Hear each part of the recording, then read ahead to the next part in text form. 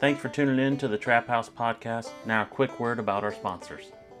We have Duke Traps. Check out DukeTraps.com.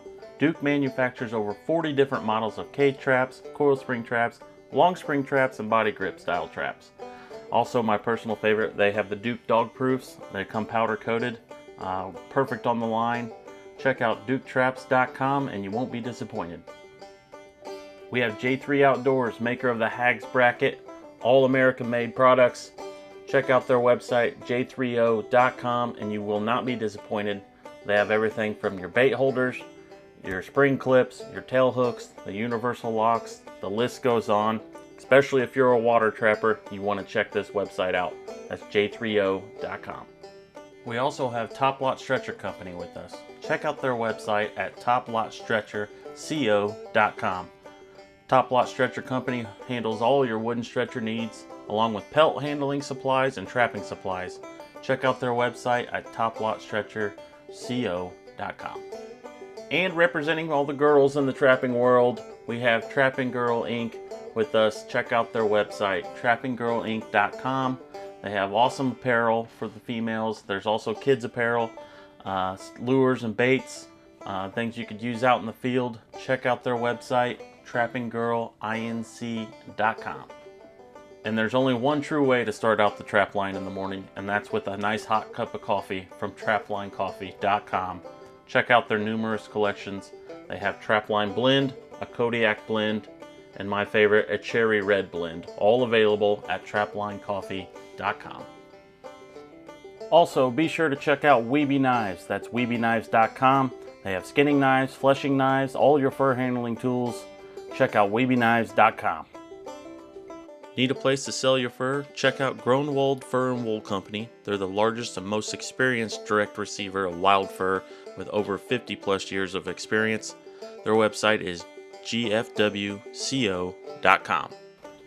And last but not least, Hoosier Trapper Supply. Check out our website, HoosierTrapperSupply.com, home of the Top Dog Predator Bait and Jet Fuel Predator Lure. We got all your trapping needs, trapping scents and baits, deer scent, and apparel. Check out HoosierTrapperSupply.com.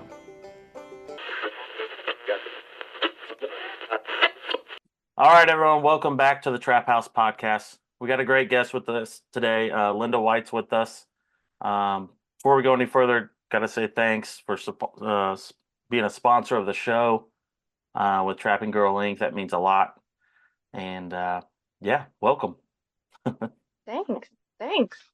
I think we should start at the beginning, kind of give us the rundown of how you got involved in the outdoor trapping world, then talk about everything that you're involved in. I know you do a lot with the kids. There's the female aspect in the trapping world, which is huge right now, and you're a big part of pushing that. So we can talk about that and the lure business you have with your husband, Michael. Yeah, all that fun stuff. So if you would kind of take us on that journey. Sure. So I was not an outdoor girl. Like when I was a kid, that wasn't a thing. I fished a little bit with my dad. He loved to fish. I tried hunting once when I was 12. My dad hunted, so I wanted to go out with him. Went out, shot a squirrel, first shot. My dad thought it was the greatest thing in the world. He's like, all right, she's gonna be awesome at this. Ran over to the squirrel, cried, made him bury it in the backyard, and that was it. Like he was like, we're not doing this anymore, kid. So that was really kind of my end of the outdoor stuff. So when I met Michael on our first date, he was like, I fish, I trap, I hunt, and if you're not on board, we're done. Like we're out. And the fishing thing, I was okay with it. I was on board with that. You know, my dad did it and I fished, so it was okay. The hunting thing, yeah, I cried but I didn't have a problem with hunting. I was a baby. That was all. The trapping thing, honestly, I'm gonna tell you, I thought he was like trapping mice and squirrels. That was what I knew of trapping. Like that was it. So I was like, okay, if that's what you're into, dude, whatever, that's I'm a surprised you little didn't walk weird, out on but the date. well, I mean, I thought maybe like, okay, there's a lot. I lived in the city at the time. So I lived in Erie, Pennsylvania in a townhouse at the time. Okay. So I'm thinking like I have mice, like I could totally use this guy. Like it's cool, not a problem. Um, yeah, so it was fine. I went home and I told my best friend about him, like every woman does, you know. And my best friend at the time was a liberal. We'll put it that way. We'll put it nicely. And as soon as I told her that he trapped, I literally saw every anti-trapping video that was out there. Every single one. I mean, and there are some pretty nasty ones if you want to go down that rabbit hole. Like it Yeah. is it is not good. Um, and the surprising thing is, I always sit back and laugh, like think like, how crazy am I? Be that I was like, I really want to see if this is real. So I didn't think he was a serial killer. He seemed like a nice guy, and I said to him, I want to see what this is all about. Like I want to go out and I want to see firsthand what is going on. So I went out. And I'm going to tell you, anybody who ever is on the fence, sit with a trapper in a truck. Like I think it is probably the best education you can ever have if you have questions, because all I did was ask questions and ask questions. And the passion that he had was, it just, it made me want to know more. Like it was amazing. Like it was incredible. And that's why I kept coming back. Like, okay, I want to know more about this. I want to know more about that. And in the back of my head, a little bit was kind of like, when does the bone breaking and the big jaws come out and every, you know what I mean? Like those are all the horror stories that you see. And I'm like, when do these things happen? And I kept kind of like waiting for it. And that didn't happen and it didn't happen and it didn't happen. Well, what actually kind of hooked me was we went out one day and he had a pullout, which it was just at the bottom of like kind of, it was a two track, but it was kind of like in the between two fields, it kind of like swamped down. So it was raining like crazy and it just kept pounding there and pounding there and pounding there and pounding there. And the coyote pulled the stake, everything right out of the ground. And luckily we've never had that happen again, but those things unfortunately do happen. And being a man, I'm gonna pull the man card. He said, well, that sucks, and started walking away. As a woman, I noticed that there was this little mud trail. And I mean, it was very faint, but women pay attention to detail. And I noticed this little mud trail and it went out into the bushes. And I said, what's the mud trail? He looked out in the bushes and that coyote was stuck, that Wolfgang was stuck between two little twigs. And the first thing he said was, that's my coyote and you need to go. Because he didn't know, like, was he caught? How was it? You know, what was going on there? But I always think of that as my first catch. Like, because Yeah. he would have left it. He would have left it. He would have said, well, unfortunately, it pulled out. That really sucks, but it happens. And I mean, we probably would have had this big long conversation about it, but he would have left it. And for me, I was like, oh yeah, I can totally do this.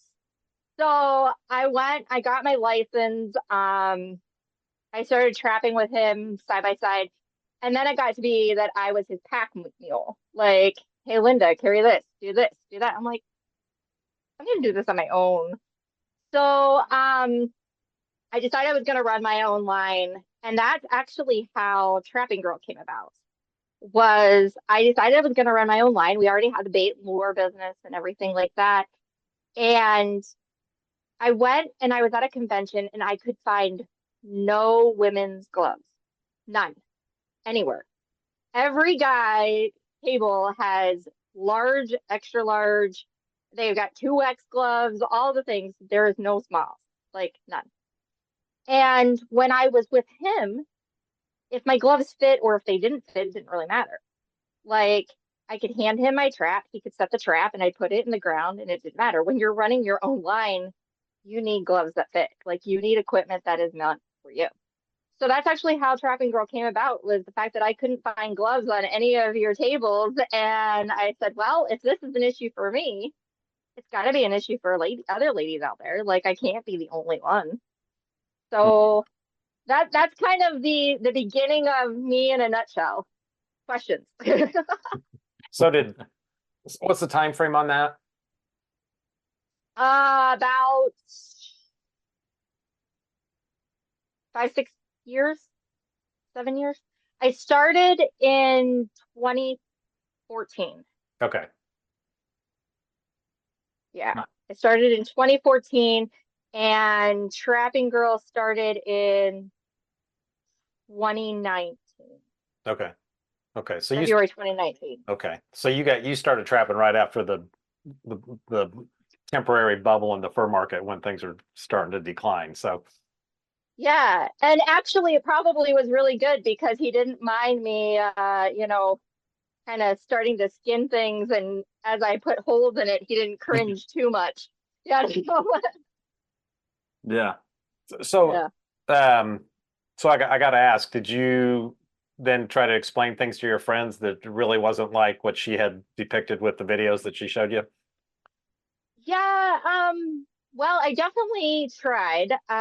We didn't stay friends very long. There were a lot of things where it was just this mix mash. Oh, you're wrong. And I even offered to say like, hey, come out and hang out with us, but it didn't work that way. And unfortunately, like sometimes you get people who, can kind of turn another leaf, and then sometimes you don't, unfortunately, and Right. you just count your losses and move on.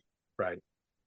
I've always said with kids growing up, even if they're, maybe don't have particularly good feelings about it, kind of like the same type of scenario. If you can get them out with you to go with you, or take somebody along that's exposed to it, or whether they'll pursue it later in life is probably unlikely. I mean, in a lot of cases, but in most cases they'll have a good memory of it, a good feeling about it, and at least they won't be out there, you know, um, going against what we do. So it's just Right. Oh it's just yeah. that whole exposure to it, because you've just got this these people that live in an isolated environment from anything like that, and it would be easy to go down the rabbit hole of how terrible it is. So, um, anyways, yeah, it's just that whole being exposed to it and realizing that it's not near like what what the opposition to us portrays us as. But anyways, Right. And I will tell you, she really did me a favor because all of the things that I am involved in stem back to that. hmm It really does. hmm Like, because it could have totally went a different way for me, and I realize that. I know that I could have sat there and been like, "Oh, I am done with this guy. He is crazy. These people are nuts." Like, it could have totally went that way. And I didn't. I was willing to be open-minded enough to say, "Okay, let's see what this really is about." And it does, like, even when I work with kids trying to get more women involved, when I talk to other ladies in the outdoors, all of these things, it all stems back to there is somebody in this crowd who doesn't believe what I'm saying, and it's so important for me to get that message out to them. right, Like, that's how I look at stuff. right, right. I mean, they say in the population dynamic that there's, for instance, 10% that were just totally against what we're doing, never changed their mind, and then you've got, on the other end, you got 10% that are probably like us, that are not going to change our minds either, and then you got this 70, Right. 80% in the middle that really are pretty indifferent to it, really don't really care, probably aren't even going to go take the time to research it because it's not that.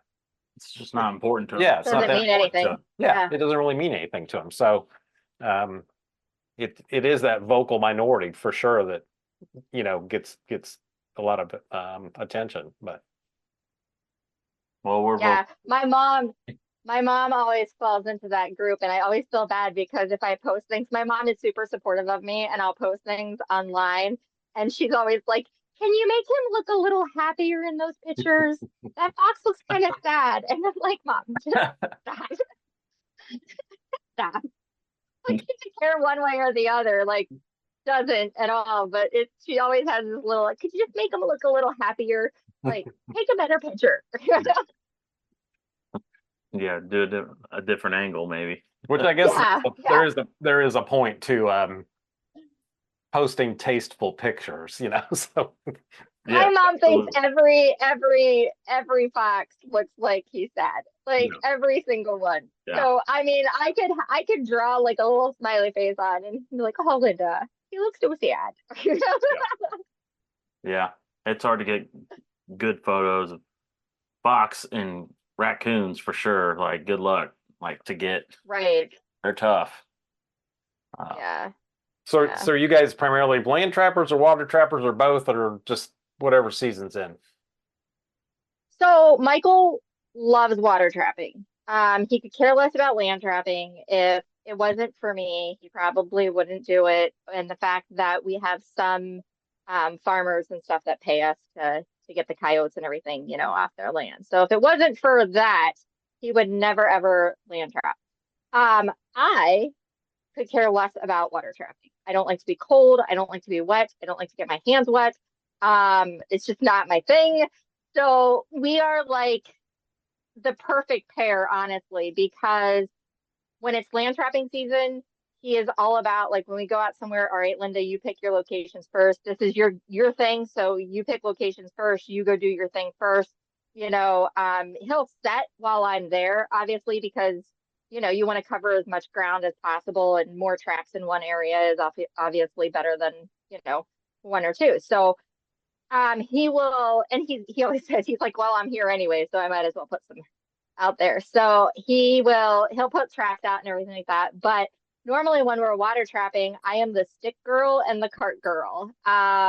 We have a utility cart and it always finds its way in my hands, especially whenever it's full of beaver. Yeah, he seems to be walking away and I'm like, all right, I'm gonna pull the cart now, I guess. And I'm always the stick girl. He's always out in the middle of the water and he's like, I need sticks. And I'm thinking, like, this is not your first rodeo. You knew you needed sticks, like, before you got there. But he always seems to need me to hand them to him. So we make a really good pair, when it comes to that. And I will tell you, I was actually at a women's workshop that we had, and it was hilarious because, like I said, I don't really water trap. I couldn't believe how much, like, knowledge I have picked up from being with him all the time. I'm like, no, you got to set the trap this way. And, this is a run. So we've got to, funnel it down and you have to put your dive stick over here. And you've got like, I was all going through it. And I'm like, oh, I hope he doesn't hear me because he's going to make me get in that water. Like I can hear it now. He's going to be like, you know what you're doing? Get in here. Yeah. Not a fan though. yeah. So yeah, we do it all. Yeah. Coyote trapping is my love for sure. That's what I like to pinpoint and target. But I like water trapping too. We Yeah. just don't do enough of it really around here. I wish we had a good rat population nearby, Right. but it is what it is. You're We more got than a few welcome beaver to go. come to New York. We have a ton of beaver where we're at. So there you go. You guys I, ever want to come to New York? I would think with the beaver market the way it is, there's probably several people out there after them, I would think. You would think, but the thing is people don't want to take the time to piece them out. Yeah. Like that's the thing. I mean, you can make a beaver $50 all day long if you take the time to piece it out between the meat and I mean, heck, we even sell the beaver livers. Like there is pretty much no part of that beaver that you cannot use. Right. And people Right. they Right. just don't want to take the time. Yeah. They skin it out, they'll cut the casters and they throw away so much money by not taking the time to take care of the rest. Right. Yeah. Virtually everything on that beaver has a market. From the tail to the Yeah. skull to the meat to the like, as you said, the liver. If you develop a Well, market for that, the oil sacs, of course, the caster and the skin. So the crazy thing is so if you go on Etsy, there's even people that will buy like the bones. yeah. If you wanna take the time, you could take the entire skeleton and clean it up and sell it, and they make necklaces and jewelry and everything out of that. I mean, like if you really wanted to take the time, I don't go that crazy. Yeah, that is a little involved, but it's nice to see nothing go to waste, utilize everything you can. Yeah, absolutely. Absolutely. So you trap New York. You guys travel out of state some and trap anywhere, or are you just primarily there? So every year we try to go somewhere. We've done Tennessee, Nebraska, Arkansas, um, Pennsylvania. I think that's it so far. But we try to at least like we primarily trap most of our season in New York, and then normally we take 2 to 3 weeks every year and go somewhere, somewhere different. Check it out. It's always fun to go somewhere new. Like, Yeah. and you learn so much about what you know and what you don't know. Like it Yeah. it is awesome. I mean, you guys, I'm sure, like the first times that you guys went out of state and everything like that, you probably were like, oh, this is a little different. Not what I'm used to, Yeah. Yeah. Oh yeah. Yeah. But it's so much fun. Like last year I went to Tennessee. We went down, did a women's workshop down there. That was fantastic. And then I caught my first bobcat, which was awesome and sad at the same time because I was at the women's workshop and Michael was at the place that we were trapping, checking traps. And he's like FaceTiming me while I'm in this workshop, showing me my cat that I caught. And I'm like, oh, well, luckily at the workshop, we were allowed to like set traps there too. And I caught a cat there. So I caught two cats in the same day. But I was so devastated at first, thinking, like, oh man, I'm not going to be able to see this. And luckily, I got to be able to, I got to be able to experience that in front of everyone. But I feel like I kind of, I guess, lessen their education because I was so excited that I couldn't even put together words for them. I'm like, I don't even know what to tell you. What, So was it a trapping workshop, or Yeah. was it just becoming an outdoor women? No, so well, we kind of like combine things. And I've done that in a couple different states. What we do is we do like a women's trap line workshop. And we've worked with Becoming an Outdoor Woman. We've worked with Just Your State DNRs. We've done it at like, let's see, I've done it in Tennessee, Michigan, Pennsylvania. So just different places. And Megan Lockwood, she's came and she's helped me out. I normally have Megan do like the water part of things and I do the land part. Again, don't like to get wet. She's okay with getting wet. So, and we work really great as a team. So it's awesome to be able to do that. And the awesome thing about it really is most of the women that have been at the different workshops that we've done have no idea. Like they've never trapped, they've never done anything. I mean, every now and then you'll get a girl who's gone out or whatever, but most of the time they come for the same reason I came was what is this really about? What is really happening? And it was funny at the Tennessee one, I had a girl, she in the middle of our whole like the first night we do like a classroom and kind of just, here's laws, regulations, this is what a trap looks like, this is what's going on. And she asked, point blank asked, where are the trap with the teeth? And I'm like, in your cartoons, in museums, like we don't deal with traps with teeth. And she's like, you don't? And she's like, that's why I came. And I sat back for a second, like I wasn't expecting that. And I'm thinking, like, huh, you came to see us put an animal in a trap with teeth? Like, Like she you got wanted a to little see dark that? side there. Yeah, I was like, you got a little dark side there, sweetheart. Like, So, yeah, go ahead. yeah, I think Oh, you were going. I think you're going there. I was. So is she yeah. actually wanting to see that? That's what she thought she was signing up for. Like, that's what she thought. She wanted to see what really happened. And the funny thing about it is when she left our workshop, she became an NTA member, a Tennessee Fur Harvest member, and she led she had her own women outdoor group there as well. And she already has them signed up for the class that's going on in February. Like this woman has been all full force on all of it. It's been really cool to see how from that question, like, where's the trap with teeth? To over the last year, how supportive she has been of things. Like it was that right there, she was worth the entire class. And we had 30 ladies that were there. Right. So can I assume that if you had had a trap with teeth, that she would have, it would have just validated her negative perspective of it? I think that's what she was there for. Okay. I think that the whole reason she signed up originally was because like I said, she started running this outdoor group where they went hiking and things like that. They were not really doing, trapping or anything. It was more just your low key outdoor get outside kind of thing. And I think honestly her thought is that all these stories that she has heard, she's gonna go and show these ladies like, hey, this is the outdoor stuff that we don't want to be a part of. Yeah.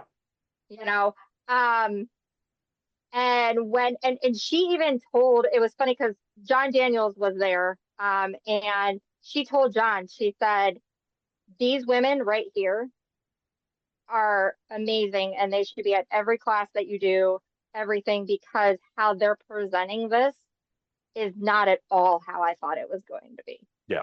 And that felt really good. Like that felt really, really good to be like, the whole reason we're doing this is coming across. Like they're seeing that. And yeah, so it was pretty cool. Yeah. That's a very, what a positive. It reminds me, and we've talked about this before on the podcast, but there was a young lady at the Trappers College a few years back that was there because she's a wildlife biologist, but her background was she was literally a member of PETA at one point. Oh, And vegetarian. She was still vegetarian, but she had made this transformation from this being a PETA member to no longer being a PETA member and actually attending the Trappers College. And she was not necessarily wanting to specifically catch an animal at the college. So, like for instance, on the 220s, we wired the spring so the trap would fire off, but it wouldn't hold the animal, that kind of thing. But she was, by the time she was through that, I think she went there with an open mind, but I also should think she went there thinking that it was probably not for her or not her thing. right. And she went away with saying, hey, this trapping's okay. It's nothing like I really thought it was going to be. She personally wasn't one of the on the consumptive use end of things, but she was good with it, and she saw the reason for it, and it was pretty amazing from where she had been prior to the college to where she was when she left. So, and that's a whole week of that, so she ended up skinning a coon at the end of it. She actually skinned a raccoon, and a couple weeks later, showed up at our rendezvous at the shop. So she was, That's awesome. Yeah. That's really cool. Yeah. I love whenever you have somebody in there in a class and that in the back of their head, they're kind of like, all right, when's the other shoe fall? And you finally see the light bulb. Like you can normally see that point where it just all clicks and they turn. And I don't mean it like they turn as far as, right. a bad thing, but you know what I mean? Like they totally just, they get it. And you can see how everything just changes. They go from, asking these questions that they're trying to trip you up, or they're trying to get you to say something that, oh, well, where's the back room, kind of thing. Yeah. And they go from that to, I want to get my hands on this. I want to skin. I want to flesh. I want to like it's so awesome to see that. Like when they finally get it. Right. And you can carry that out. They say like everybody in the world is like 5 people away from knowing everyone in the world as connection wise. Right. So what influences does she have with the people that she comes in contact with? She may not necessarily bring it up as a topic of conversation, but she might, or being her job, it Yeah. may come up. So it's very possible that she is a good ambassador for all of this too. And like the people that you've described too, they're going to go out, most likely talk to people that aren't connected to this and put us in a good positive light. So Yeah, absolutely. yeah, that's just like the ground floor of um, what influences they have. So Yeah. Yeah. And it's awesome. It's so nice to think like that one person. Now we have one less person who's fighting against us. right, right, You know what I mean? Like it's like we're slowly chipping away. yeah, yeah, yeah. It's when, for instance, um, I think the last referendum ballot was in Montana on the public land trapping. It actually went to the fall ballot, and Hmm. I think it was defeated 2-1. So basically through uh, I'm sure education, advertising, the whole political Right. push. But that was a pretty decisive win. And they were only, that was all up on public land too. Of course, New Mexico lost it. It wasn't on a referendum, but Yeah. so anyways, yeah, it's generally if they can be reached and they are open enough to listen to the sides of it, so it's going to go, it should go our way. So Yep. Yeah, sometimes you feel like you speak on it so much and you tell people and you put it online about all these positives, but to actually sit down and see it actually happen with someone and someone like transforms their opinions on it, that's pretty rewarding, even on the other side of Yeah. it. yeah, yeah, Well, that's my favorite. So, I mean, like we talked about, I do a lot of different things. But that's my favorite thing is doing these women's workshops. And I've had people say like, "Well, Linda, you haven't really been trapping that long and everything." Well, my whole goal isn't to teach someone this like how to catch 1,000 coyotes kind of thing. Like that isn't my goal. right, My goal is to teach somebody if they wanted to practice, depredation on their land, if they wanted to just learn a little bit more, if they wanted to get a better understanding and a feel, or even just have the confidence that, hey, you know what, I can actually do this if I wanted to. That to me, like I would do these workshops every day long. Like being at conventions with you guys is a great time. Like, don't get me wrong, I love that, but that's not what brings me joy. These little workshops, these getting to talk to people who are maybe a little on the fence or first timers or, just want to get their hands on something and see what it's really about. That's awesome. That brings me joy. That's what brings me joy. yeah, yeah. And there's other groups out there doing the same thing, so but Yeah. a lot of times it is it's men doing it. So I think, your head, doing those, I think that's got a special, you're going to reach an audience that may not necessarily get reached otherwise. So I think that's a really good thing. So Yeah. Yeah. And not to put down like men doing those things because no, that's there are important a too. Yeah. lot of yeah. Oh yeah, and there are a lot of guys that I have learned a lot of nice things from. You know what I mean? Like there are little I watch we're at conventions all day long, and the only way to get Michael to stay in a booth is to be out of the booth. So I go watch demos, I go see things, you know what I mean? Like, and there are a lot of like very, very knowledgeable people that are out there that you pick up things from and these little tips and tricks and everything. But there is something to say about your peers learning from your peers. Right. You know, women learning from women, getting the understanding. Like, I have a 12-year-old's hand. Like, a lot of guys, even whenever Michael was teaching me how to trap, it was like, Linda, just put it in the ground, just set it. And I can't maneuver my hands the way he can. They're just, the spread is just not big enough. Like, Right. I had to learn little tricks where I didn't have to use setters. Like, now I don't use them, but for a while I had to. You know, just little things like that that as a man he didn't understand. And there's just something to say about, you know, learning from your peers. Right. Right. So what age group do you normally try to reach with your, I mean, not a maximum age, but I mean, what age group are you generally trying to reach in your workshops? So we open it up for anybody 18 and older. Okay. If you are bringing a child, we ask that they have to be accompanied by an adult. Like, that's a, you know, you're responsible. We're not babysitting. That kind of thing. And just especially because we are working around equipment that if you don't handle it properly, you can get hurt. So we don't want to take on that responsibility. But normally it's 18 and older. And it's funny, normally we'll get like 21, 23, 24, somewhere in that range. And then we get this big gap and it goes to like 65, 63 in that I'm like, where are these ladies in the middle? Like, what are you doing? But They're at it's home. They're at crazy home to with me their kids and what, you with their know. little kids or Yeah. something. Yeah, yeah, yeah. But it's crazy how like there's this huge gap. And I never thought, like, when we started doing this, I never really expected to hit the older ladies.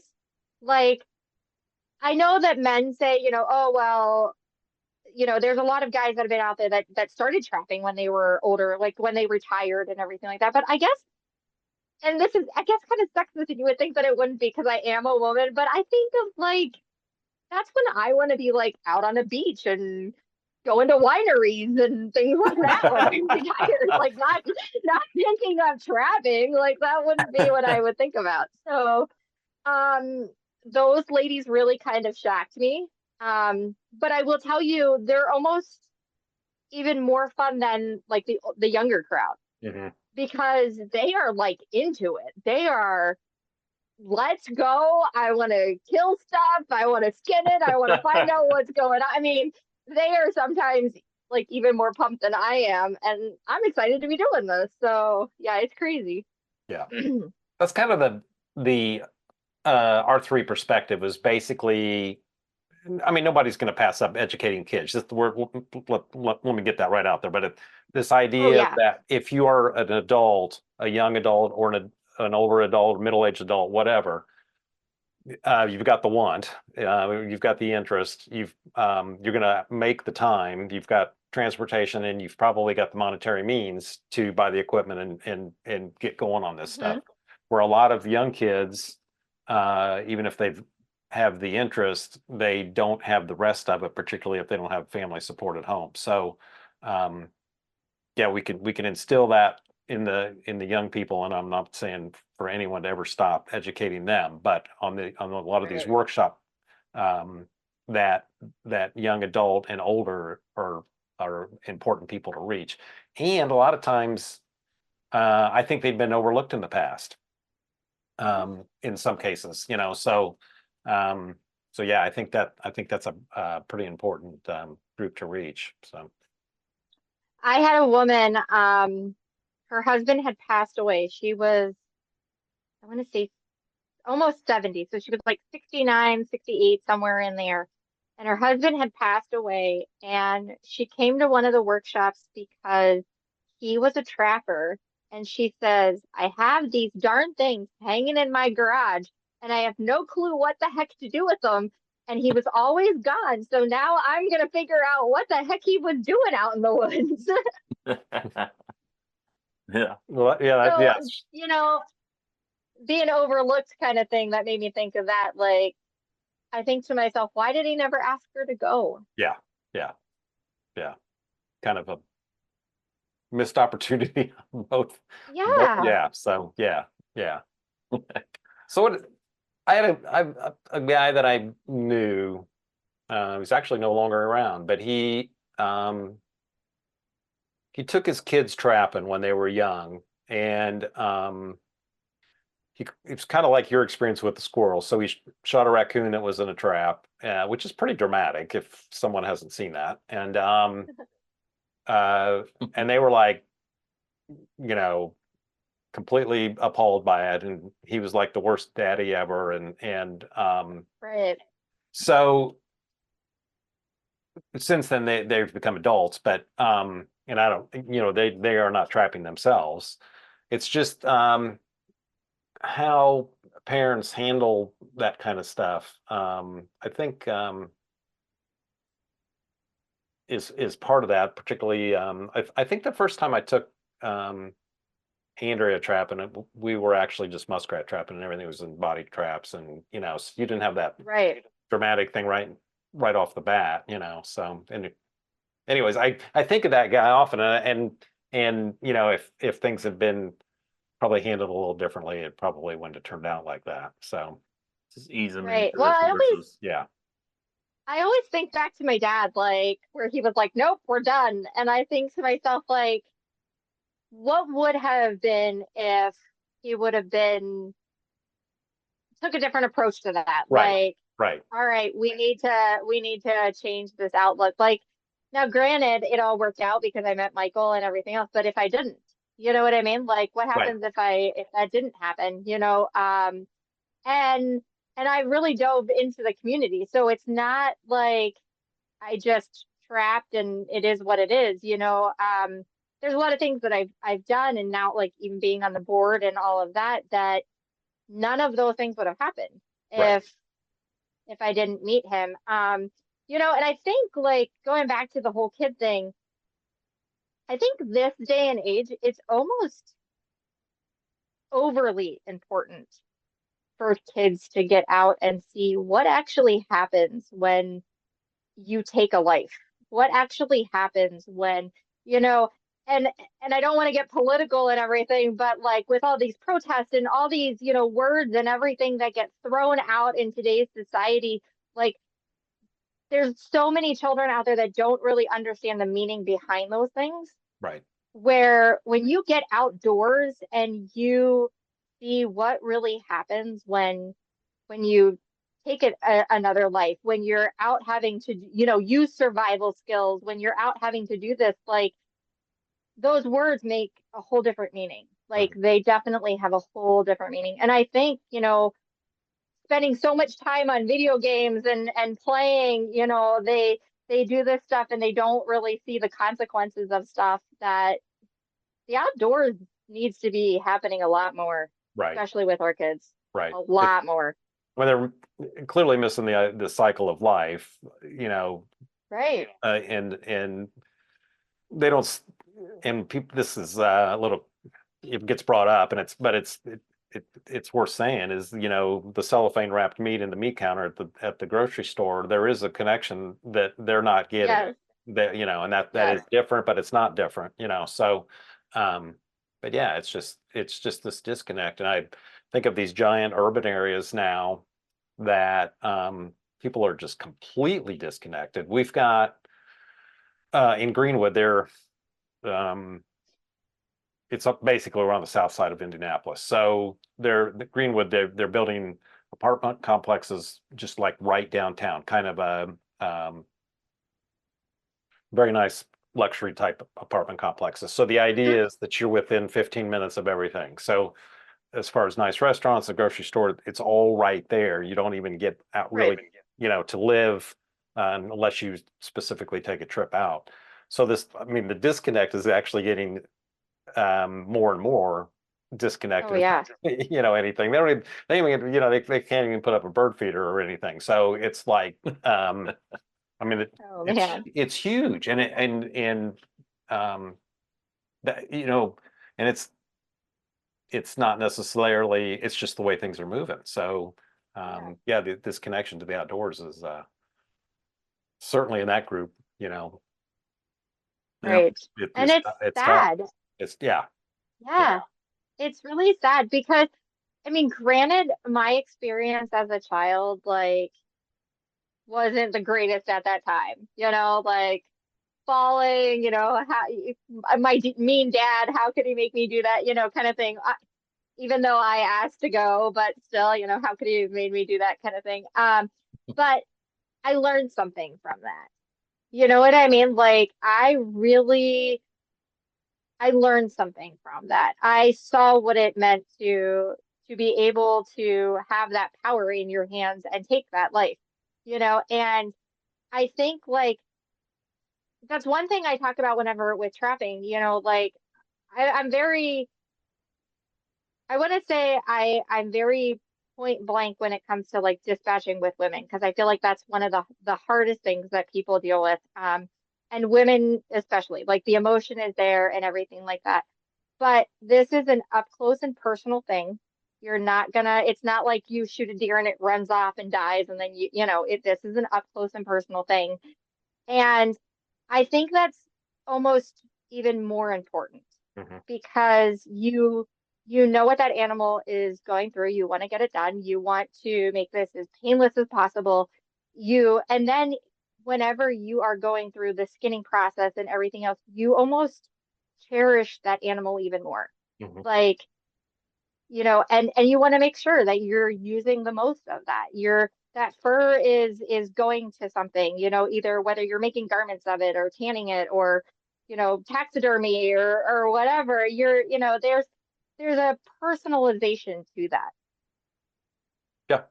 Yeah, exactly. Exactly. So I guess on the other end of that, the person that doesn't have any thought about it kind of, that's not so good either. Yeah. Yeah. No, that's not. I will tell you. Um, and people all the time they're like, oh, you must be so cruel and everything like that. I will tell you that my relationship with animals has even gotten better. Um, Whenever I was a kid, I was like we had a dog, but I really wasn't like the a dog person. Um, we have two boxers. You've seen them at shows. Those are my babies. Like, and Michael will even tell you whenever we first met compared to where I am now, my relationship with animals, my love for animals is 10 times greater than it ever was. Mhm. 10 times greater. And that is very difficult to explain, but it is Yeah. it is It is. all you gotta do is walk around the Trappers It is. Convention and see all the people with their dogs and Oh whatever. yeah. Yeah, dogs and strollers, dog. Yeah. I mean, it's Yeah. yeah, I mean Yeah. yeah. So anyway, it's it is hard to explain, but all you gotta do is see it. So yeah. Right. Yeah. Yeah. And honestly, like you said, like with it being hard to explain, like I don't know how it happens. I don't know, where that shift or change is, Yeah. but it seems like anybody that I've ever talked to who is a trapper, like they have that as well. Yeah. Like their love for animals is like tenfold. Yeah. Yeah. Hmm. Yeah, it is. Yeah, I mean, I I didn't grow up around any of this, you know. A little bit fishing through my dad and some other relatives, my uncles, but I really didn't get involved until I started dating Charlie's daughter, and which is now my wife. And Right. yeah, that I had no idea. I didn't even know there was beaver trapping in Indiana, and that was in high school. I was like, "What? There's a Yeah. beaver over there? What are you talking about?" When she brought you home, are you like, what kind of hillbilly stuff are you bringing me into? Charlie was a little intimidating. I'm not gonna lie. I thought he was gonna skin me alive. Just kidding. So I gotta tell, last fall, last we had the overhead door at the shop open. The weather was beautiful, so the doors were all open, and UPS is coming Yeah. in the evening to pick up. And they're back the truck up, and two guys get out, and they weren't our regular drivers. And my wife was back there, but she was like kind of hidden. They didn't know she was sitting there. And the one guy goes, "What kind of place is this?" And the other guy goes, "It's just some sort of country bumpkin thing." So Country bumpkins. It's like, Yeah. yeah. Yeah, There I you go. guess.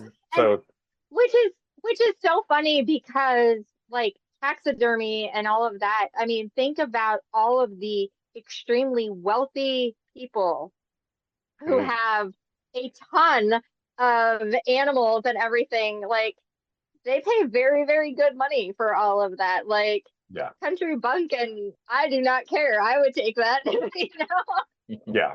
No, you are right. And $50,000 sheep hunts and all kinds of crazy stuff. So yeah, it's Yeah, that yeah. Yeah, it's a whole nother yeah. world. That's The that's a whole different world. That's a world whole too. nother podcast. Yeah, that's a how different crazy it podcast. is. Yeah, sorry, Yeah. sorry. Yeah, I didn't mean to go down a rabbit hole there, Yeah. but I mean, like, but people don't think about, they put you in this group. Oh, you must be, like some redneck or whatever. I mean, I work for the county. I work with some quite professional people, and consider myself a professional. I wear heels to work every day and all of that. Like they have this persona that you must be, missing all your teeth and everything. And I always say that to people, like when they're like, you're a trapper, and I'm like, you don't.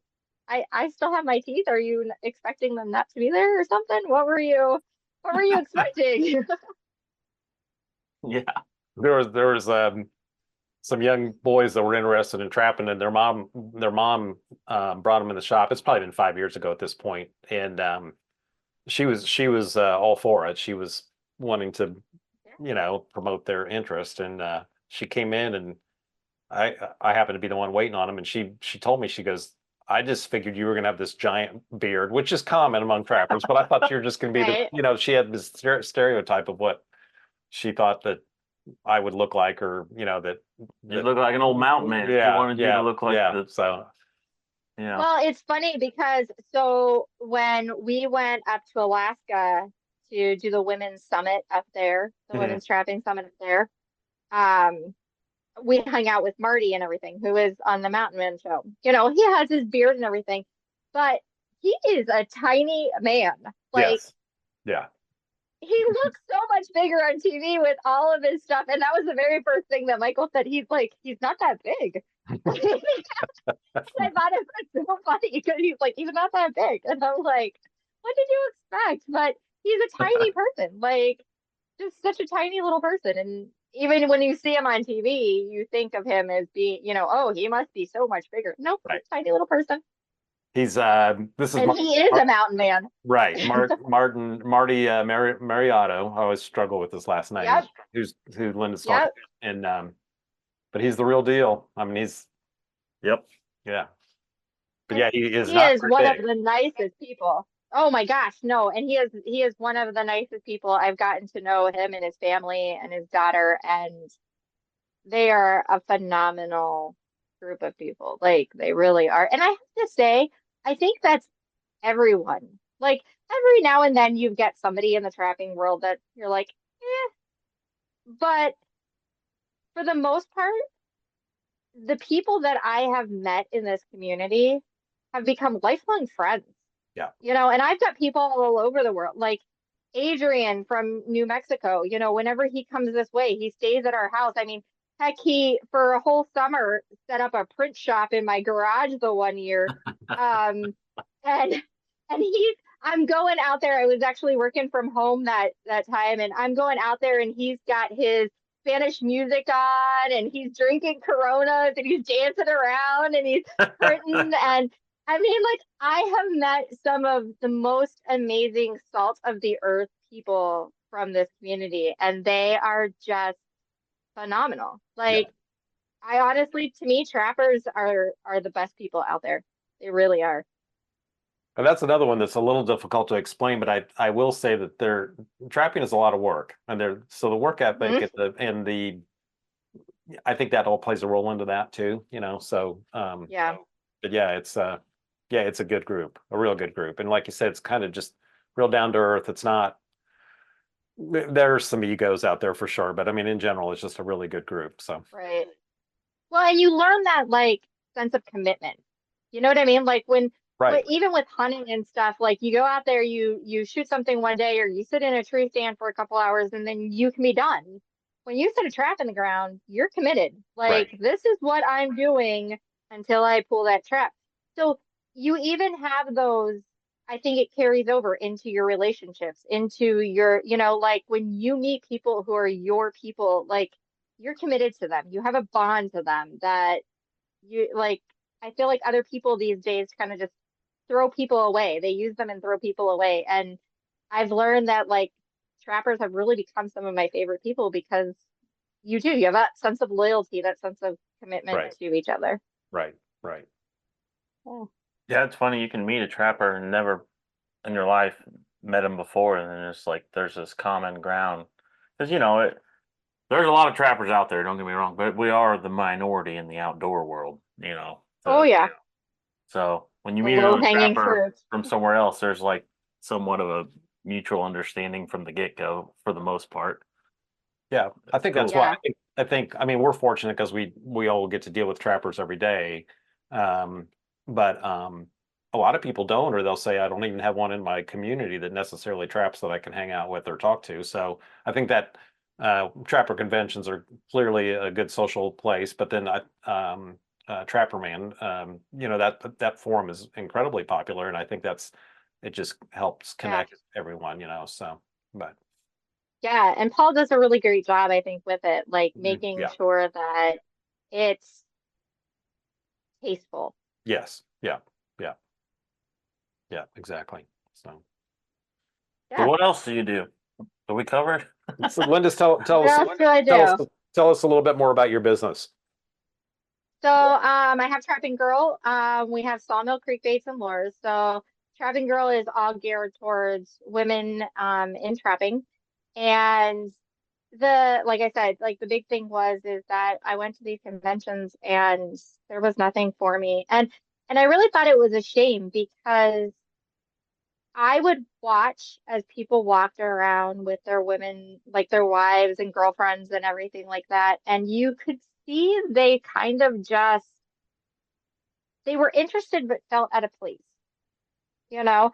Yeah. Um, and now like my favorite part of a convention is watching a little girl run up to my table with all the pink and her eyes so bright and Dad, I can totally do this. And it's so funny because I think some of the time these dads are kind of like, well, it used to be my time, but now we have pink stuff, so I guess I'm gonna have to take my daughter out. Like, which is kind of cool, you know.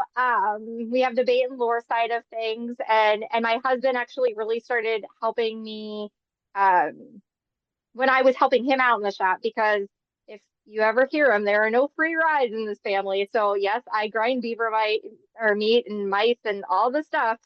Um, so I learned a lot about like over the years of just kind of what I would want in a bait and lure. So I have a few things of my own as well that I make.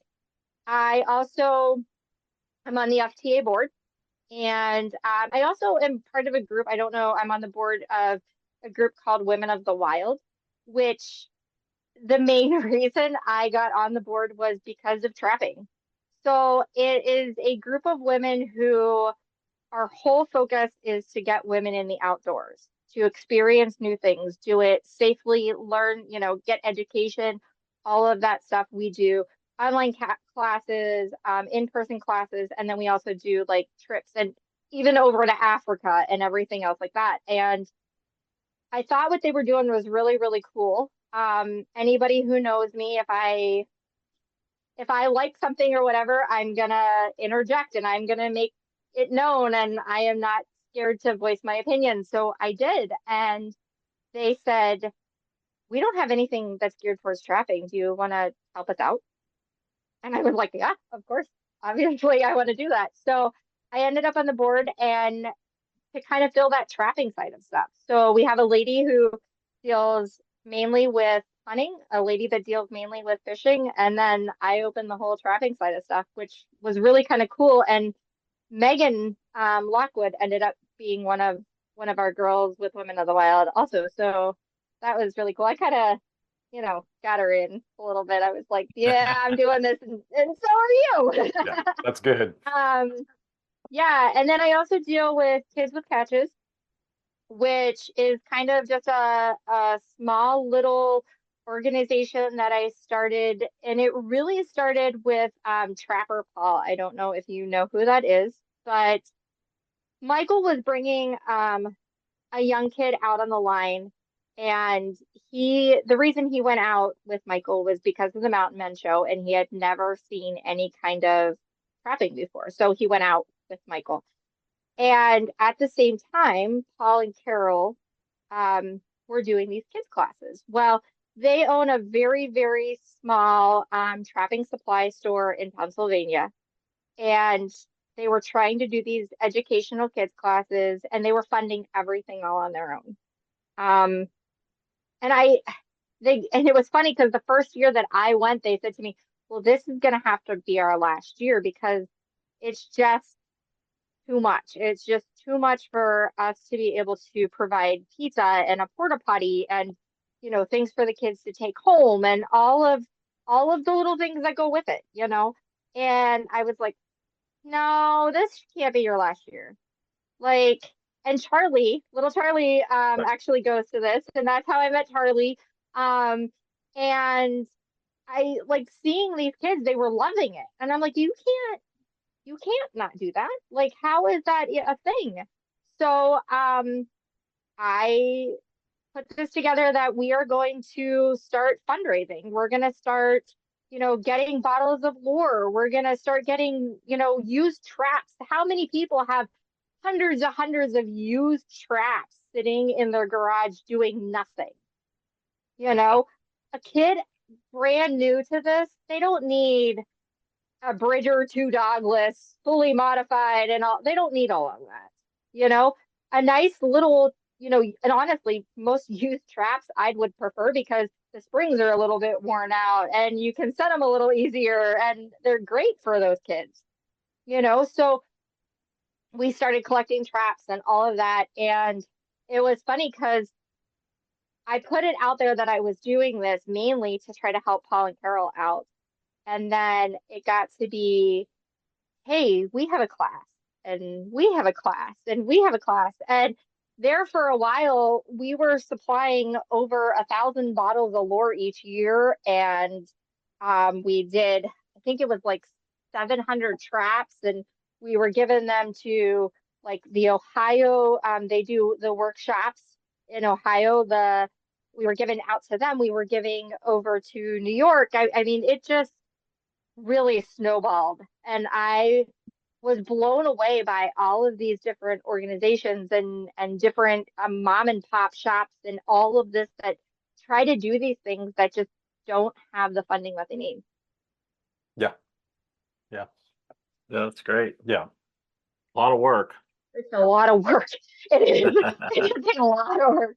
And there are definitely some nights where I'm like, oh my gosh, why did I do this? Like, this is a lot.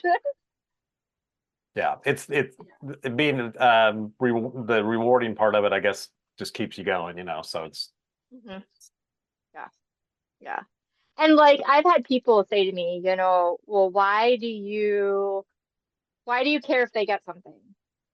Like what they went to this class, they're learning stuff. Well, in my opinion, first of all, like obviously every kid that goes to these class is not going to be a trapper, but the chances of them doing something when they have something that they bring home are more likely. Like even think about anything that you've done.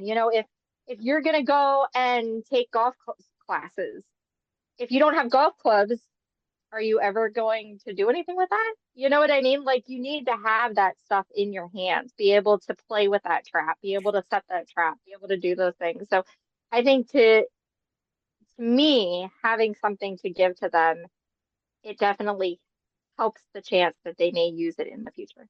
Yeah, bridges that gap. So yeah, exactly. Definitely. Yeah. That's great. Yeah, cool. Very cool. That's all my things. All right. I think that's all my things. That's a lot to do. So how do people I I know Justin has it on the beginning of the podcast with the link too. So, so now everyone who watches this can see who they're dealing with. So, Yeah, yeah. Even if So listeners- you I was gonna say, I had You to find also me at- contact you, but so you already do that. So, well, you can I mean, you can follow me on Instagram, Facebook, Trapping Girl Inc., Sawmill Creek Bait and Lures. You know, I got to give a shout out to Michael too, because if Yeah. it wasn't for him, I probably wouldn't be here. So, I mean, he's really what started this. And there are days where he says to me all the time, like even now, like I'm doing the eventer auction for the FTA, and when I was asked if I would be willing to be on the board, he looks at me and he's like, "We need to slow down." He's like, "You're not slowing down." He's like, and it's so funny because I'll be in the middle of something and I'm tired and everything, and I'm like, "Oh, I wish there was those days where I just laid on the couch and did nothing. Like I miss those people." And he'll say to me all the time, he's like, "I should have told you, no, you couldn't come with me. That one day when you were like, I really want to see what's going on. I should have been like, no." He's like, "I created a monster." yeah, Yeah. We yeah, I'll put all the links in the description below, so if anyone's looking for them, they're right Yeah. there, quick and easy. But yeah, Yeah. thank you for being on and kind of sharing your story. I mean, I kind of knew some of it, a lot of it, but I didn't want to, I want you to tell Yeah. your story No, now. and I appreciate you guys asking. I appreciate you guys doing the podcast, and like even your little day, which I have heard has gone crazy and is super exciting, and that I need to come sometime. But I appreciate all that you guys do. And I think that it's important for all of us in the trapping world to like support those things as well. So I appreciate you supporting me, and I appreciate you guys for all the things that you're doing too. well, thank you. We appreciate that. So, Yeah. Yeah. All right. Any last words? Concluders? Good. yeah, I think we're good. I'm glad that we have people out like Linda that do what she's doing. So we need, Yeah, so I agree. a few more could jump on board. And so Keep recruiting like you Yeah. did. Drawing. I would love for some of these people to take some of the stuff that I'm doing off my plate, because at Yeah. some point I'm not going to be able to do it. So anything that you heard that I'm doing, if you would love to do that, take Yeah. it. at least help out. It's Yeah. everyone has a life, but there is time to fit stuff in. So Right. Right. All right. Right. We'll see you this summer. are you guys going to Virginia Yeah. to the fur? I'm assuming you're going to Virginia for the Fur Taker Convention. Yep. I will definitely be there. Yep. We're that's talking all. about we have tables at Sioux Falls as well, but we keep going back and forth because that is such a long drive. But I'm doing the she side. I have the she side that I have to run, so I can't really back out, but it's still a long drive. Have you been there before? To Sioux Sioux Falls? Falls, no. It's a very cool city. It's a beautiful area. So there's definitely just that whole aspect of it too. So, Yeah, we'll have to see and yeah, do. it's a neat area. So But I'll definitely see you guys at FTA. yep. All right. We'll see you All right. then. So. All right. All right. Bye.